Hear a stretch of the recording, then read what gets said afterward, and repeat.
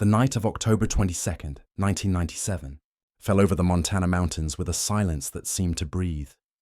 The cold was thick, biting, and each curve of the road seemed to plunge deeper into a frozen, white void.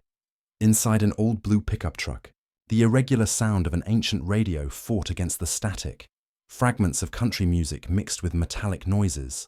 The steering wheel creaked under the hands of Jack Monroe, a middle-aged mechanic, his face marked by time and grief. Since his wife's death, he lived alone in a remote cabin that smelled of grease, wood, and cold coffee. That night, he was returning from fixing a neighbor's ranch generator. The world seemed suspended between the wind and the snow. The winding road, the headlights reflected on the ice, and the sound of the engine were all that remained of his solitary routine. But then, something broke through the sky. 3 white lights appeared over the forest, motionless, as if time had stopped to gaze at them. Jack blinked, disbelieving what he saw. They weren't headlights, they weren't stars. They were perfect, floating in an exact triangle, in absolute silence. He pulled the car over to the shoulder, the brakes sliding on the ice. For an instant, only the sound of the engine could be heard, and then nothing. No wind, no radio, no breathing.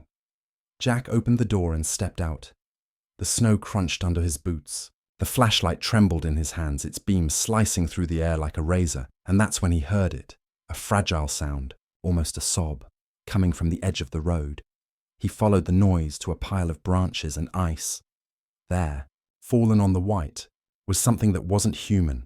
The small, thin body, an impossible color, a translucent shade that reflected the light like wet glass. A rhythmic sound came from within it, like a machine trying to breathe. Jack recoiled, his heart racing. For a second, he thought of running, but the being stirred slowly, weakly, and a sound of pain escaped its throat. It was a plea. Jack stood frozen, paralyzed between fear and compassion. "My God, what is this?" he murmured. The wind answered with silence. Those lights still hovered above the trees, watching, distant. Something inside him, perhaps the instinct that still remembered what it was to care, made him kneel. He took off his heavy coat, approached, and touched the being's body. The warmth surprised him. It wasn't cold. It wasn't dead. The pulse was soft, almost human. Jack looked up at the sky. The 3 lights remained motionless, and, for the first time since losing his wife, he felt that someone, or something, was seeing him back. Without thinking, he lifted the creature into his arms. It was light, but dense, as if it emitted its own vibration.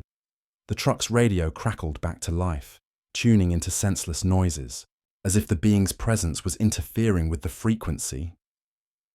Jack placed it on the passenger seat, adjusted the blanket, and drove off, the headlights tearing through the mist. As the car moved forward, the snow tapped against the windshield in small pops. The sound of the creature's breathing mixed with the hum of the engine. Outside, among the trees, the lights continued to follow him. He didn't know what he was doing. He only knew he couldn't leave it to die there. Maybe it was madness. Maybe it was fate. But on that cold and endless road, Jack Monroe was about to discover that the impossible also knows how to ask for help. Jack gripped the steering wheel, his gaze fixed on the snow-covered road. The wind whistled against the bodywork, and inside the pickup, the air was thick with steam and tension. The creature breathed with difficulty on the seat beside him, wrapped in the heavy coat that now smelled of iron and ice. For a moment, Jack glanced away from the road and observed that fragile body, gleaming under the intermittent light of the dashboard. The being's chest rose and fell slowly, emitting a soft sound, as if the entire world was holding its breath with it. Outside, the lights hovered over the forest, following the vehicle as if waiting for something.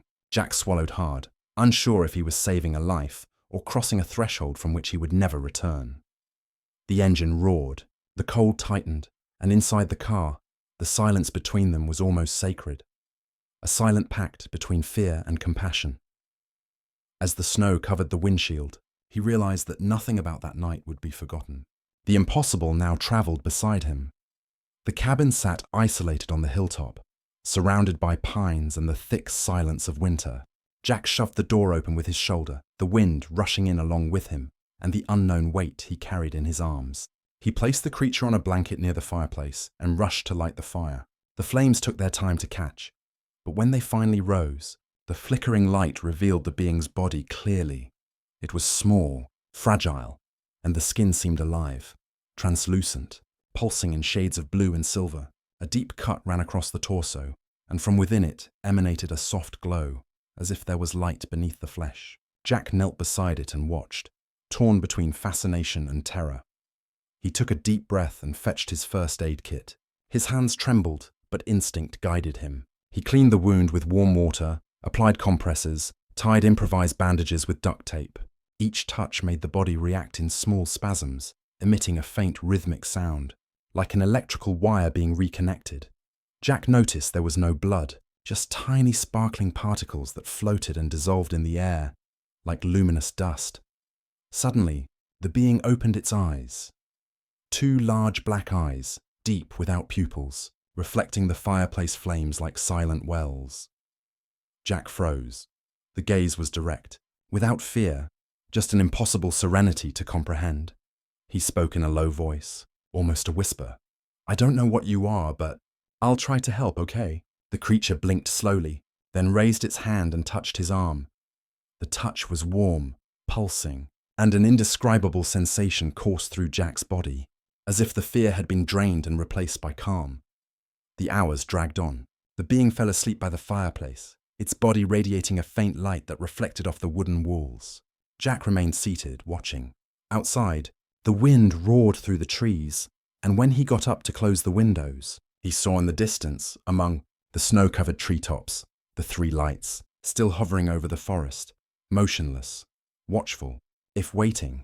Jack felt a deep shiver run down his spine. "You're waiting for him to get better, aren't you?" he murmured, staring at the distant glow. "Waiting to see if I let him die or if I help him." Behind him a soft sound responded, an electrical crackle, almost an echo. He turned. The creature slept, but the air in the cabin vibrated slightly, as if the words had been heard. Jack laughed nervously, his gaze fixed on the fire. "If this is a test, I hope I passed." Before we continue, if this story has you hooked, take a moment to subscribe to the channel, leave a like, and tell us in the comments, what would you do if a being like this appeared at your door? I want to know how far your courage would go. The storm fell over the mountains on the same night Jack brought the stranger home, and in the days that followed, the world seemed to shrink until it fit inside that cabin. The wind roared outside like an ancient beast, knocking down branches and burying the windows in snow. The road vanished under the thick white, and the solitude that had once been a refuge became confinement. Jack, who had always said he preferred the silence of men to the noise of cities, now discovered a different silence, alive, attentive, populated by a presence that changed the air. The being still breathed with difficulty, but seemed to recover little by little. Jack watched it from afar, sitting in the rocking chair by the fireplace, trying to understand what he had brought into his home. Sometimes, he saw its body move under the blanket, emitting bluish reflections that danced on the walls. Other times, he heard subtle sounds, not words, but vibrations, as if the air itself spoke through it. It was terrifying and fascinating at the same time. In the first days, Jack barely slept. He spent the nights tending the fire, heating water, watching the visitor like someone trying to decipher a miracle.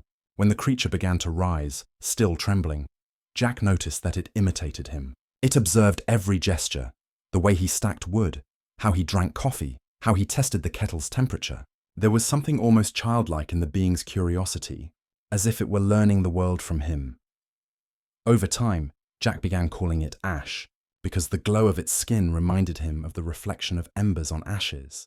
The name seemed to please it. Whenever he said it, the creature tilted its head slightly in a calm gesture, as if recognizing the sound. Jack talked to himself all the time, perhaps out of habit, perhaps because the silence had become a mirror too heavy. He told stories about his wife dead 3 winters before, about the car he never finished fixing, about the nights he drank just to hear his own echo respond.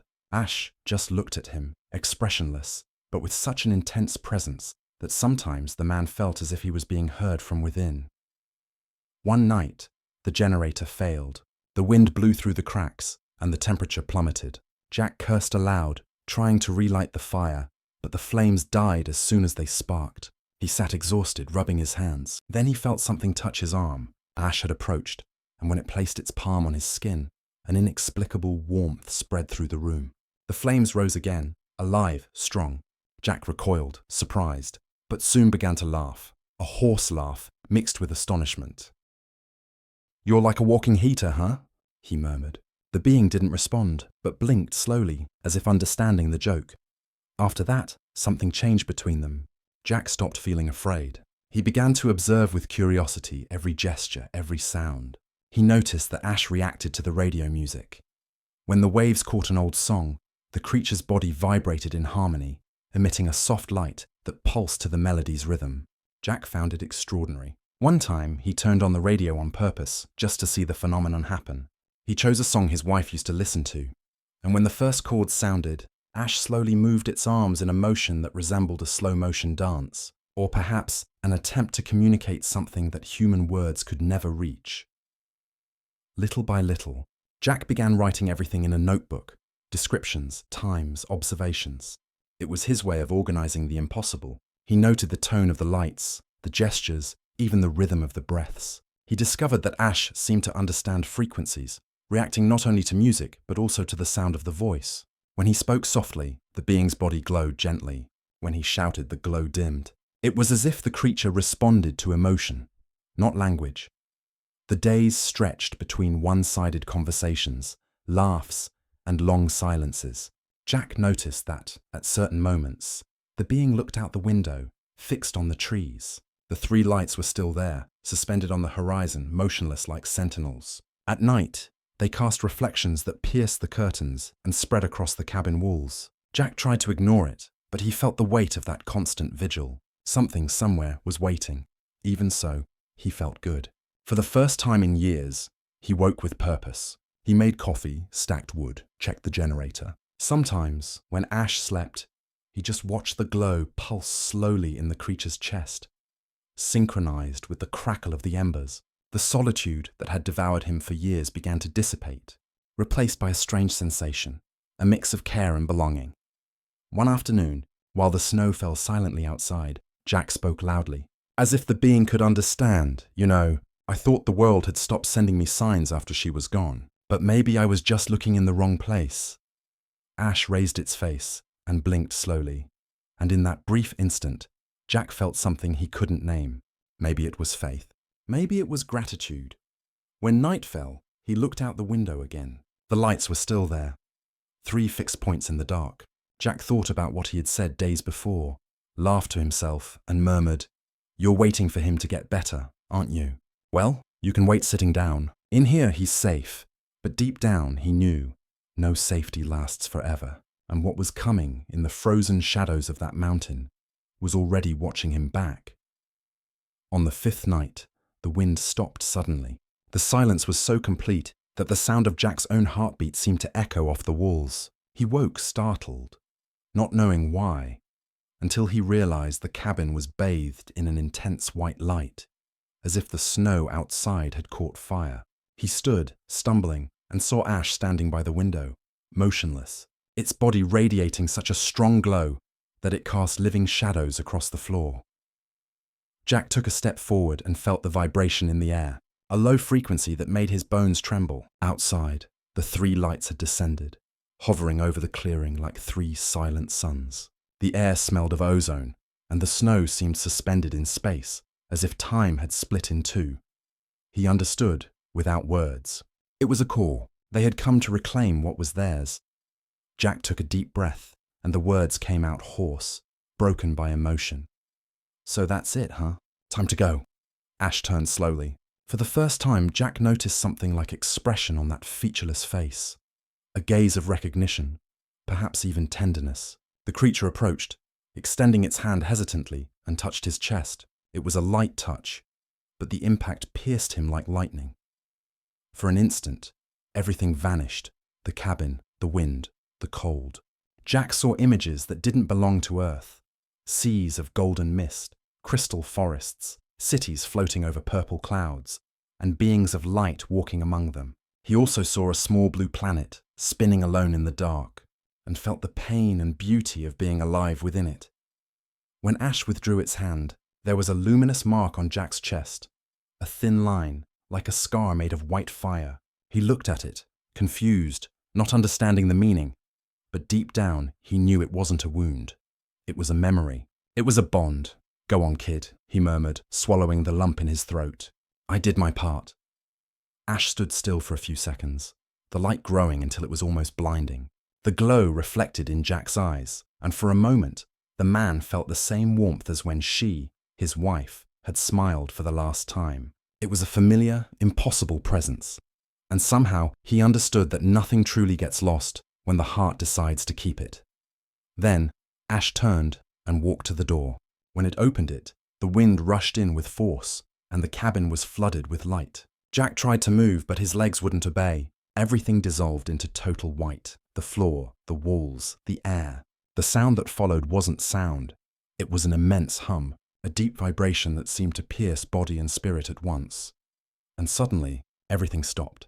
The light rose in a silent beam, ascending to the sky, disappearing beyond the clouds. Jack fell to his knees, breathing hard, his chest burning where the mark was. Outside, the three lights moved away in a line until they vanished completely on the horizon. The cabin returned to darkness, and the wind resumed its natural course, as if nothing had happened. Jack stayed there for long minutes, unable to think, just listening to his own breath. The world seemed smaller now, and emptier. When he finally stood, he felt something different under his feet. On the rug, right where Ash had stood before, there was a small blue crystal, the size of a closed heart, pulsing with a soft light. Jack knelt and picked it up carefully. The warmth coursed through his fingers and he smiled, tired, overcome by an emotion he couldn't contain. "You left a gift, huh?" His voice came out trembling, mixed with a laugh that soon turned to sobs. The tears came without warning, falling on the wooden floor. Contained sobs, ancient, the same ones he never had the courage to release at his wife's funeral. Now, in that solitude lit only by a living stone, Jack Monroe cried like someone returning to breath after a long time. The fireplace crackled, sending out sparks that seemed to respond to the crystal's glow, and for the first time in years, the man felt something like peace, a peace that didn't come from certainty, but from mystery. He stood, held the crystal in his hands, and looked out the window. The night was clear, and over the forest a point of light still flickered. "Like a distant goodbye," Jack murmured, almost voiceless. "Safe travels, my friend." And the silence answered with sweetness, as if the stars had listened. The following days seemed too long to fit into a calendar. The world returned to its common rhythm. But for Jack, everything sounded different. The wind, the footsteps, even the radio's sound. The cold still dominated the mountains, but now there was something new in the air, an invisible kind of presence that accompanied every gesture of his. He tried to resume his routine, fixing engines and chopping wood, but everything felt out of place, without the same weight. It was as if every noise, every shadow, held an echo of what had happened that night. The crystal rested on the fireplace mantel, on a dark cloth. Sometimes at night, it still pulsed in a bluish tone, as if breathing. Jack found himself staring at it for hours, fascinated and restless. The glow was soft, almost in sync with his own heartbeat. He tried to understand, disassembled the radio, compared frequencies, brought the crystal near the fire. But the more he sought answers, the more he realized there was no mystery to solve, just a living memory that would accompany him to the end of his days. One morning, when the storm finally ceased, Jack went out for a drive. The road was still covered in snow, and the grey sky reflected off the truck's hood. The mountain's silence enveloped him, and for moments he felt he could hear the sound of nothing, a silence full of meaning. Solitude no longer suffocated him. It was different now, almost comfortable, as if an invisible presence had filled the empty space that once devoured him. As he drove, he remembered everything. The first touch, the warmth, the light. It didn't feel like a dream, nor a miracle. It was too real. Jack talked to himself, as he always did. But now his words seemed to have a destination. "You know, Ash," he began, smiling at the void. "If someone had told me this a month ago, I'd call them crazy. But now I think I get it. The universe isn't out there. It's right here inside."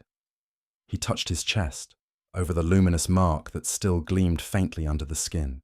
It hadn't faded, and sometimes it burned silently, as if reminding him that something in him had changed forever. When the sun began to hide behind the mountains, the truck's radio crackled, emitting that familiar sound. A delicate hum, the same one he'd heard from Ash's body in the first nights. Jack slammed on the brakes, his heart racing. The sound repeated, almost like a call. He opened the window, the cold air cutting his face, and looked at the sky. Among the clouds, a single light moved, not three, not a triangle, just one light, solitary, tracing a slow circle before disappearing.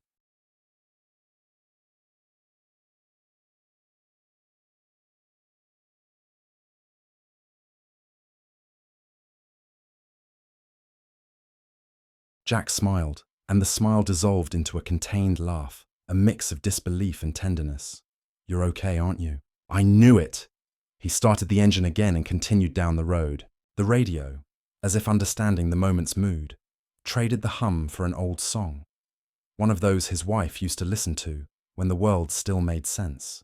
The crystal on the passenger seat began to emit a faint glow, a barely perceptible reflection, responding to the melody. Jack looked at it and laughed alone. "So you like music too, huh?" The glow intensified for a second and then dimmed, as if the crystal was breathing along with the sound. The road seemed endless, but for the first time, Jack was in no hurry. The solitude that had once been despair was now company. There was something comforting in knowing that the unknown had chosen him, not by chance, but by need, by a bond that transcended explanations. That night, back at the cabin, he lit the fire and placed the crystal on the table. He sat in silence, his face illuminated by the blue light. He stayed there for hours, doing nothing, just listening. Sometimes the radio crackled with the same frequency, and the crystal responded with a flash. It was as if they were conversing in a language all their own, a language of vibrations, simple and silent. That said everything without a single word. Jack then understood that perhaps the true miracle wasn't the encounter, but what remained after, the courage to move forward, the faith to keep believing even without proof. In the early hours, when the fire died down and the cold invaded the room again, he picked up the crystal in his hands, closed his eyes and whispered, "Thank you for showing up, for reminding me what it feels like." The object warmed in response, pulsing one last time, then quieted. Jack took a deep breath, a discreet smile crossing his face. The radio let out a soft crackle, as if someone, somewhere, had responded back. Jack Monroe leaned back in the armchair, letting his body relax. Through the window, the sky was lightening, and among the first lights of morning, he swore he saw a sparkle move over the mountains, fading slowly, like a prolonged goodbye. Solitude would never be the same again.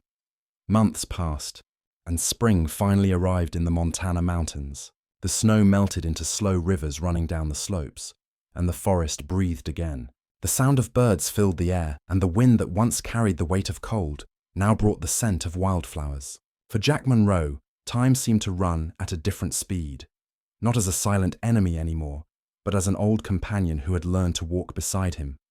The cabin remained the same, but something in it had changed. On the fireplace mantel, the small blue crystal still rested in the same spot, pulsing now and then as if it had a life of its own. Jack no longer tried to understand that glow. He just accepted it.